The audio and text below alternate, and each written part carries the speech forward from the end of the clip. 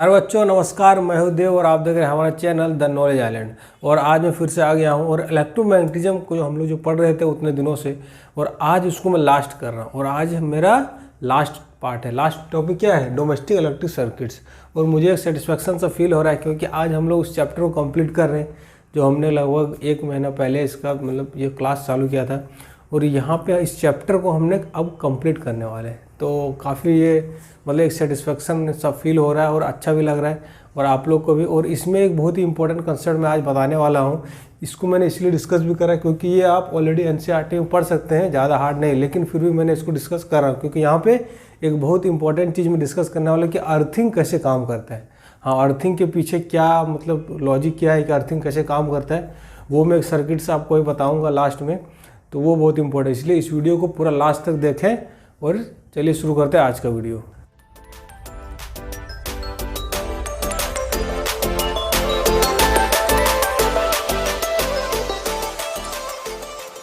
तो बच्चों आप देख सकते हैं यहाँ पे मैंने एक सर्किट बना रखा है, ठीक है। तो अब देखिए, जब जैसे आपके घरों में बिजली आता है, सबके घरों में इलेक्ट्रिसिटी आता है, तो बिजली आपके घरों में कहाँ से आता है?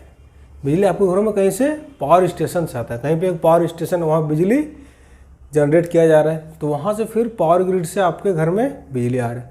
तो जो आपका जो बिजली आता है वो क्या आता है? आप देखे होंगे कि आपके घर के बाहर पोल लगा रहता है, पोल के ऊपर से वायर रहता है, उसमें करंट आता है। या तो इलेक्ट्रिक पोल्स में आ रहा है, या नहीं तो आप यदि किसी बड़े सिटी में, मेगा सिटी में, जैसे मैं यहाँ पे हूँ, तो यहाँ पे बहुत जगह क्या है, अंडरग्राउंड केबलिंग है। तो यहाँ पे ओवरहेड जो पोल में तार रहता है वो वाला नहीं, यहाँ पे अंडरग्राउंड है। तो जैसे भी आपका करंट किसी एक वायर सोर्स से, आपका मेन सोर्स से करंट आपके घर में आएगा। तो यहाँ पे देखिए, ये जो वायर है, देखिए मेनली 3 वायर होता है डोमेस्टिक सर्किट में, और इसमें तीनों को मैं एक्सप्लेन करना हूँ। देखिए यहाँ पे पहला आपका जो है, देखिए ये लाइव वायर है, इसमें आपका करंट आएगा। ये सब वायर, 2 वायर आता है जो आपका जो पोल से आएगा, ये पोल से जो आपका सप्लाई से आएगा बाहर से आपके घर में, फर्स्ट टाइम जो इंटर होता है वो उसमें 2 तार आएगा। एक आएगा लाइव वायर, और ये रेड कलर की वायर नॉर्मली हम लोग लेते हैं जो डोमेस्टिक सर्किट में एक लिया जाता है, इसको रेड कलर में लेते हैं। तो लाइव वायर आपका ही रहेगा रेड कलर में, और एक न्यूट्रल वायर आता है, तो इसको लाइव वायर बोलते हैं क्योंकि इसमें करंट इस करंट तो दोनों में ही रहता है, लेकिन इसका हाई पोटेंशियल, इसका लो पोटेंशियल होता है, और इसको न्यूट्रल वायर बोलते हैं। और ये ब्लैक कलर की होती है, ठीक है। ये 2 वायर आपका कहाँ पर जाता है? सबसे पहले यहाँ पे जैसे आप करंट घर में लाएंगे, फर्स्ट आपका यहाँ पे इलेक्ट्रिसिटी का बोर्ड का फ्यूज रहता है। फ्यूज क्यों लगाया गया है? क्योंकि फ्यूज इसलिए लगाया क्योंकि यदि ज़्यादा करंट आएगा तो आपका जो बाकी घर में जो पंखे लगे हुए, बल्ब लगे हैं, वो सब डैमेज नहीं होता है। और यहाँ पे जो मीटर, तो इसीलिए फ्यूज स्टार्टिंग में रहता है। यदि करंट है आपका जो एंट्री फर्स्ट हो रहा है, यहाँ पे ज़्यादा आ गया तो यहाँ पे सर्किट ब्रेक हो जाएगा, तो इससे आपके बाकी सब घर की चीज़ें बच जाएंगी। इसीलिए यहाँ पे स्टार्टिंग में भी एक फ्यूज रहता है। फ्यूज वायर काम कैसे करता है? आप ऑलरेडी इलेक्ट्रिसिटी चैप्टर में इसको पढ़ चुके होंगे कि वहाँ पे क्या होता है कि जब हाई करंट आता है तो फ्यूज का वायर का मेल्टिंग पॉइंट कम होता है जो बीच में है, और ये वायर मेल्ट हो जाएगा, उसके कारण सर्किट मेरा ब्रेक हो जाता है। तो फ्यूज आपको ऑलरेडी मालूम है। देखिए यहाँ पे करंट आता है, उसके बाद आपका इलेक्ट्रिसिटी मीटर होता है। हर किसी के घर में देखे होंगे एक बोर्ड का मीटर होता है जिसमें आपका किलोवाट में ये पावर आता है। किलोवाट आवर में आपको यूनिट्स आता है, कितना यूनिट बिजली खपत होता है उसके अनुसार आपको पैसा देना पड़ता है। यहाँ एक मीटर लगा रहता है, सर्किट आता है और मीटर में जाता है पहले, और उसके बाद आपका फिर यहाँ पे 2 वायर जो है लाइव हो रही है, ठीक है। उसके बाद आपका आता है मेन डिस्ट्रीब्यूशन बॉक्स है ये। तो यहाँ से आप क्या होता है कि आपका पूरे जितना रूम है, रूम में भी जो अलग अलग कंपोनेंट्स है, जैसे आपको पंखा है, आपका बल्ब है, आप वॉशिंग मशीन चला रहे हैं, आप कुछ और मोटर चला रहे हैं, तो सारा यहाँ से डिस्ट्रीब्यूशन हो अलग अलग सर्किट में। तो अलग अलग सर्किट में यहाँ से डिस्ट्रीब्यूट हो जाता है। और यहाँ पे भी क्या होता है, यहाँ पे भी बहुत सारे स्विच लगे होते हैं, स्विच और फ्यूज लगाते हैं। फ्यूज क्यों लगा रहते हैं? क्योंकि मोटर का अलग सर्किट जाएगा तो उसका अलग फ्यूज रहता है, फिर आपका पंखा का अलग फ्यूज है। तो हर सिस्टम में जितना आप यहाँ से अलग अलग सर्किट ले जाएंगे हर चीज़ के लिए, तो वो हो जाता है। और ये सब सर्किट कैसे ये होता है, डिजाइनिंग, ये सब आप ये हायर चीज़ें हायर क्लास में पढ़ेंगे, लेकिन अभी आप समझिए कि ये डिस्ट्रीब्यूशन बॉक्स और यहाँ से सर्किट हर जगह डिस्ट्रीब्यूट कर दिया जाता है। और देखिए आपका जो सप्लाई वोल्टेज आता है, सप्लाई वोल्टेज कितना आता है? 220 वोल्ट आता है, जो आपको पावर स्टेशन से आ रहा है। नॉर्मली आपके घरों में, तो 220 वोल्ट दोनों के बीच का पोटेंशियल डिफरेंस रहता है। और यहाँ और एक वायर रहता है, देखिए ग्रीन वायर, ग्रीन कलर का रहता है, इसको बोलते हैं अर्थ। ये अर्थ वायर है, ये क्या मेरा अर्थ वायर। तो अर्थ वायर क्या करता है, अर्थ वायर आप एक्चुअली अपने घर में ही रखते हैं। ये तार आप घर में जनरेट करते हैं, क्योंकि एक आप क्या करते हैं, मट्टी में एक तार, मट्टी में एक रॉड डाल दिए, रॉड घुसा दिए और उससे तार कनेक्ट करके ले आए, तो अर्थिंग वायर आप ऑलरेडी घर में देखे होंगे, तो वही अर्थिंग वायर है। तो ये अर्थिंग वायर आप एक्चुअली घर में बनाते हैं, और ये दो आप सप्लाई से लेते हैं, ये अर्थिंग वायर। और ये अर्थिंग का वायर क्या होता है, ये यहाँ से जुड़ा रहता है, ये किसी अर्थिंग वायर किसी अप्लायंस से जुड़ा रहेगा। जब किसी किसी मेटल बॉडी, जैसे आपका मोटर हो गया, मोटर के उस पर जो मोटर का बॉडी है उससे जुड़ा रहता है ये तीसरा वायर। ये दोनों तो सप्लाई करते हैं, जो लाइव वायर है। और अर्थिंग वायर आपका जो कोई भी अप्लायंस है उसके सरफेस से जुड़ा हुआ रहता है। यदि उसमें यदि किसी अप्लायंस से करंट यदि बाहर आ रहा है तो किसी आदमी को करंट नहीं लगे, इसके लिए वो लगाया जाता है। तो आई होप आपको समझ में आया होगा कि ये पूरा सर्किट आखिर कैसे आपके घरों में इलेक्ट्रिसिटी सप्लाई आता है। नॉर्मली आपको याद रखना है कि ये 250 वोल्ट का रहता है और ये सब इंपॉर्टेंट डिवाइसेस है। अब हम समझते हैं आखिर अर्थिंग काम कैसे करता है, कि मतलब earthing how does it help, कि आपको करंट नहीं लग रहा है, ऐसा कैसे हो रहा है कि आप यदि किसी मान लिया एक मशीन आप चला रहे हैं, आपके घर में एक पंखा है, पंखा को आप टच किए, मतलब पंखा में यदि करंट आ चुका है, ठीक है, करंट उसकी बॉडी में भी आ गया है और आप टच कर रहे हैं, फिर भी आपको करंट ज़्यादा फील नहीं होगा। तो क्यों नहीं होगा, इसको मैं एक सर्किट से भी समझाने वाला हूँ, तो इसको ध्यान से देखिए। तो आइए बच्चों, पहले मैं यहाँ पे एक सर्किट बना रहा हूँ। देखिए सर्किट बना हुआ, और इस सर्किट में आपको समझना है कि आखिर इसमें करंट कितना कितना जा रहा है। आप सर्किट देख रहे हैं, 1000 ओम का मैंने रजिस्टर लगाया है और नीचे में एक 10 ओम का रजिस्टर और 10 वोल्ट का बैटरी। तो आपको उसमें समझना है कि करंट आखिर कितना कितना जा रहा है दोनों में, ठीक है। तो देखिए ये पैरेलल सर्किट है, और पैरेलल सर्किट में करंट कैसे निकालते हैं हम लोग, आपको पता होगा। इसके अक्रॉस भी वोल्टेज सेम होता है, इसके अक्रॉस भी। तो I1 मेरा क्या हो जाएगा, V/R1 हो जाएगा। ये R1 है मान लीजिए, ये मेरा R2। तो V मेरा कितना है, 10 वोल्ट, मैं लिख दे रहा हूँ। और यहाँ R1 कितना है, 1000। तो ये कितना आ गया, 1/100।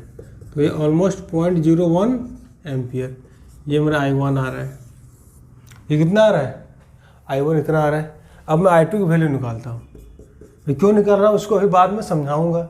अब देखिए पहले यहाँ पे I2 की वैल्यू क्या होगी, V/R2, क्योंकि इसके अक्रॉस भी वोल्टेज तो इतना ही है, क्योंकि पैरेलल में R2 कर देंगे। तो यहाँ पे 10 वोल्ट बाय 10, तो 1 एम्पियर। तो यहाँ पे आप देख रहे हैं कितना जा रहा है, 1 एम्पियर करंट जा रहा है। और यहाँ पे करंट कितना आ रहा है, 0.01। इसका मतलब क्या है कि जिसमें रेजिस्टेंस ज़्यादा है, R1 क्या है, R1 is greater than R2। R1 तो बहुत ज़्यादा है, क्योंकि इससे तो 100 गुना ज़्यादा है। तो जितना ज़्यादा है R1 उतना से करंट कम है। R1 यदि ज़्यादा है तो I1 लेस देन I2। अब मैं इसको और भी बढ़ा दूँ, R1 को और भी बढ़ा दूंगा, तो I1 और भी कम हो जाएगा। और इसको जितना कम करूँगा उसमें करंट उतना ज़्यादा होगा। तो आपको ये बात समझ आ रही है कि जब पैरेलल सर्किट में मैं रेजिस्टेंस को बढ़ाऊंगा, इसको बढ़ाऊंगा, तो इसमें करंट बहुत कम आएगा। देख रहे हैं, इसमें करंट बहुत कम आ रहा है। और जब इसमें मैं रेजिस्टेंस अगर पैरेलल सर्किट में कोई कम होगा तो उसमें करंट बहुत ही ज़्यादा आएगा। समझ रहे हैं, हाँ। और वायर का रेजिस्टेंस क्या होता है, वायर का रेजिस्टेंस बहुत ही कम होता है। मैं यदि यहाँ पे एक लगा दूँ, एक वायर ही लगा दूँ, तो इसमें तो करंट बहुत हाई करंट जाएगा। आपको समझ में आ रहा होगा। तो अब मैं आपको बता अर्थिंग काम कैसे कर। देखिए अर्थिंग में भी ऐसा ही कुछ सर्किट है। अर्थिंग में देखिए आपका ये समझिए कि आपका कोई डिवाइस, इलेक्ट्रिकल डिवाइस, ठीक है, ये आपका डिवाइस है, ये डिवाइस का सरफेस है, ठीक है। और गलती से इसमें करंट आ गया है इस डिवाइस के सरफेस पे, जो इसका आउटर पार्ट होता है, ठीक है। और ये देखिए अर्थिंग में क्या है कि इसका एक पार्ट तो हमने अर्थिंग वायर से अर्थ में कनेक्ट कर रखा है। ये मेरा अर्थ है, ठीक है, ये मेरा अर्थ है। और ये अर्थिंग वायर कनेक्ट कर रखा है हमने, ठीक। पहली बात ये है। और इसमें ऑलरेडी करंट एक आ चुका है, जो मेरा सर्किट है, सर्किट से करंट इसमें आ रहा है। अब देखिए और क्या है कि एक आदमी है। आदमी क्या होता है, हम लोग भी एक कंडक्टर की तरह बिहेव करते हैं कि हम लोग को करंट लगता है तो हम लोग में भी थोड़ी बहुत कंडक्टिविटी रहती है, तभी हमें झटका लगता है। हमारे बॉडी में पानी है और हम कंडक्टर बिहेव करें तो समझो ये मेरा हाथ है, ये मेरा हाथ है, समझिए ये एक आदमी का हाथ है, ये इसको टच कर रहा है। और ये यहाँ पे फिर देखिए ये आदमी का हाथ है, तो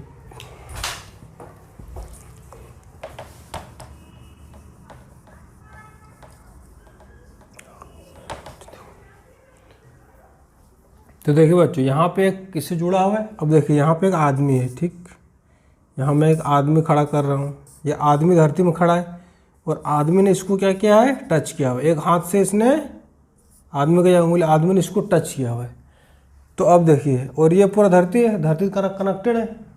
अब देखिए इससे करंट आई तो आ रहा है, करंट आई यहाँ पर जा रहा था और ज़्यादा करंट इसमें जा रहा है जिसमें रेजिस्टेंस कम है, रेजिस्टेंस का ज़्यादा, उसमें करंट बहुत कम जा रहा है। तो देखिए यहाँ पे भी क्या हो रहा है कि आई करंट तो आ रहा है कि ये डिवाइस के सरफेस से, यहाँ भी देखिए उस चीज़ को यहाँ पर कैसे लागू हो रहा है। और ये वायर है, इस वायर का रेजिस्टेंस कितना है, वायर का रेजिस्टेंस बहुत कम है, ये R1 मेरा, इसका वायर का रेजिस्टेंस इस आदमी के। अब करंट क्या होगा, देखिए करंट के पास दो ऑप्शन है, ये I आ रहा है, एक तो R1 है और एक I2। देखिए ये पूरा ये एक ही सिस्टम है, ठीक है, ये इधर से आ रहा है इधर से, तो ये दो पैरेलल पाथ बन गया है। जैसे यहाँ पे दो पैरेलल पाथ बन गया है, मिल जा रहा है। देखिए तो एक पाथ ये है मेरा और एक पाथ ये है, आदमी के थ्रू करंट आएगा और इससे बाद धरती में आएगा। तो मेरे पास दो पाथ है धरती में करंट जाने के लिए, ठीक है। तो R1 का वैल्यू कम है, ये R2 है, ये मेरा वैल्यू R2 है और R2 वैल्यू क्या है, ये मेरा R1 है। तो यहाँ मेरा R1 बहुत कम है, R1 मेरा क्या है, बहुत कम है, R1 रेजिस्टेंस कम है और जो रेजिस्टेंस कम होता है उसमें करंट ज़्यादा। तो यहाँ पर जो I1 जाएगा और इसके थ्रू I2 जाएगा।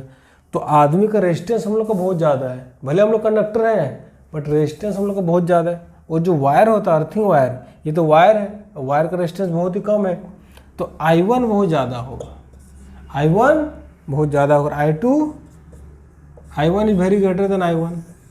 तो जो करंट I आ रहा है वो और I किसके बराबर है, I आपका I1 प्लस I2 है।